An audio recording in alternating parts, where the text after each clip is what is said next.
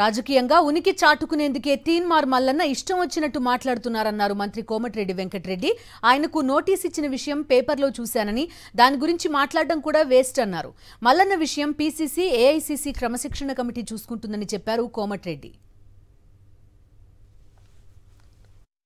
తీన్మార్ మల్లన్న విషయం పీసీసీ మరియు ఏఐసీసీ క్రమశిక్షణ కమిటీ చిన్నారెడ్డి గారు కూడా నోటీస్ ఇచ్చినట్టు పేపర్లో చూసినా, దాని గురించి నాకు అంత మాట్లాడే టైం లేదు, మాట్లాడడం కూడా వేస్ట్. ఇదంతా రాజకీయంలో వాళ్ళు ఏదో వాళ్ళ ఉనికిని మేము ఉన్నామని తెలుసుకుంటానికి అట్లా మాట్లాడతారు తప్ప, ఇంత ట్రాన్స్పరెంట్గా చేసిన భారతదేశం లేదని చెప్పి పార్లమెంట్ సాక్షిగా మా రాహుల్ గాంధీ గారు చెప్పింది.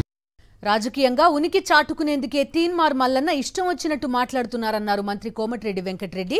ఆయనకు నోటీస్ ఇచ్చిన విషయం పేపర్లో చూశానని, దాని గురించి మాట్లాడడం కూడా వేస్ట్ అన్నారు.